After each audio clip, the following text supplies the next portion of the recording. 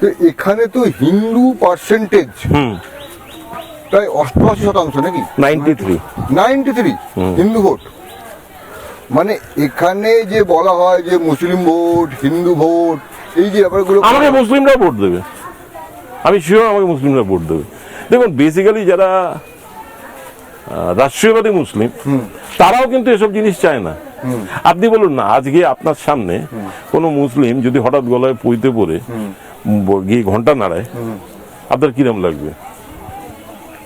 তা এই যে আমাদের মাননীয় যে এরম করে বসে থাকেন, উনি কি করেন আমি তো জানি না, মানে ওদের কি করা হয়।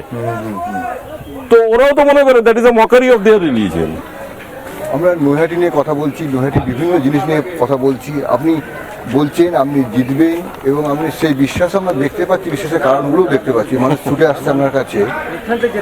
কিন্তু আপনাকে যদি বলা হয় আপনার এইগুলো থাকলে, এই গুণগুলো থাকলে বা এই ব্যাপারগুলো থাকলে আমরা যেটা আরো ভালো হতো, কোনগুলো? মানে আরো ভালো হতো মানে মানে ধরুন আপনি বলছেন জিতবেন, কিন্তু কিছু তো বাধা আছে। কিসের বাধা? কোনো বাধা নেই। না না, মানুষ তো দেখুন 15 বছরে মানুষ বুঝে গেছে। আর এখানকার বিধায়কের ইতিহাস তো আমি আপনাকে কিছুটা বললাম। আচ্ছা, কারণ তৃণমূলের হয়ে যিনি দাঁড়িয়েছেন তার যা শিট, হিস্ট্রি শিট, মানুষ তো ভালো করে সেগুলোকে জানে যে সেই হিস্ট্রি শিটে তার অবস্থা কি। তো ওরা তো মানে that's a very simple choice. আপনাকে একটা আগের বারে যে বিধায়ক আছেন, যে গতবারে বিধায়ক বা বিদায়ী বিধায়ক যাকে বলা হয়, তাকে মানুষ ভোট দেবে না কেন? দেবে না কারণ তার কাজকর্মের জন্য, তার কৃতকর্মের জন্য। আপনি কি জানেন যে তার স্ত্রী আমাদের তারই পার্টির কাউন্সিলরকে রাস্তায় দাঁড়িয়ে ওপেনলি জুতো মেরেছে? হ্যাঁ, খোঁজ নিন না, খোঁজ নিলেই পাবেন। তা এই দম্ভ।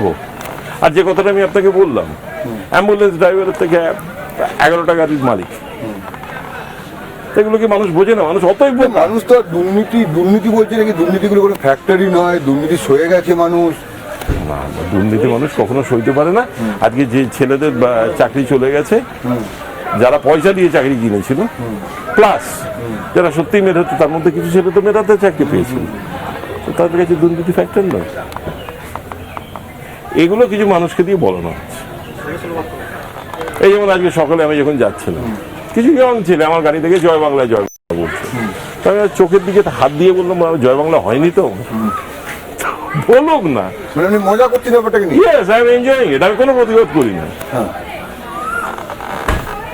যে যদি আমি আমার ফিউচার নিয়ে খেলতে চাই তো খেলুক তারা। তারা 50 টাকা যদি গুটকা পেয়ে শান্তিতে থাকে, থাকুক তারা। কিন্তু ওভারঅল মানুষ তো সেটা চাইছে না। ওভারঅল যেমন এই আমাদের আপনি একটু আগে বলছেন না পার্থভৌমিকের কথা, সে একটা পাউডারের কৌটো তুলে বলছে আগে বৌদিরা পাউডার কিনতে গেলে দাদাদের কাছে হাত পাততে হতো।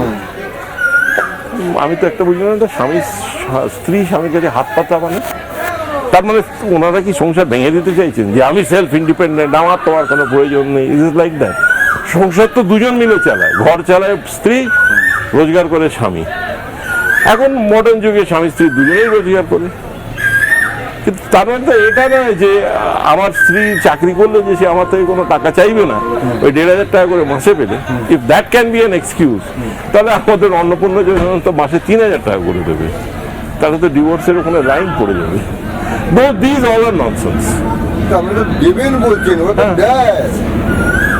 আমাদের তো যে স্টেটে আমাদের সরকার আছে সেখানে তো দিচ্ছে, আমরা সরকারে না হলে তো দিতে পারবো না।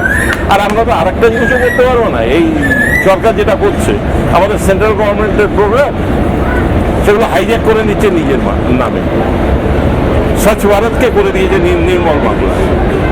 প্রধানমন্ত্রী সড়ক যোজনার রাস্তায় মুখ্যমন্ত্রী নিজের নাম দিচ্ছে। আজকে সকালে আমি যেখানে প্রচার করতে গেছিলাম, সেখানে আসবেন, জায়গাটার নাম হচ্ছে পলাশী মাঝিপাড়া ব্লক।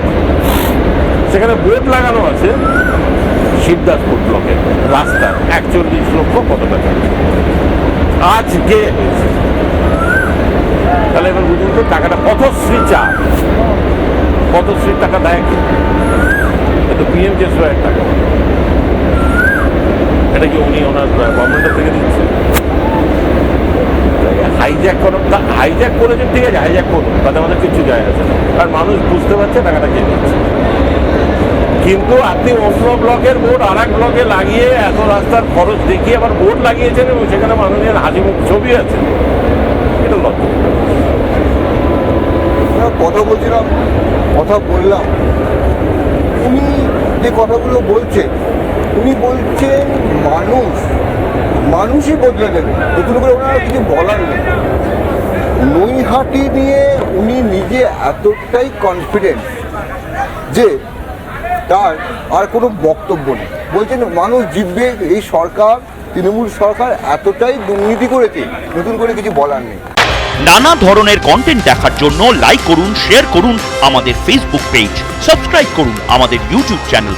পাশাপাশি অন্যান্য ব্রেকিং নিউজের জন্য অবশ্যই চোখ রাখুন রিপাবলিক বাংলায়।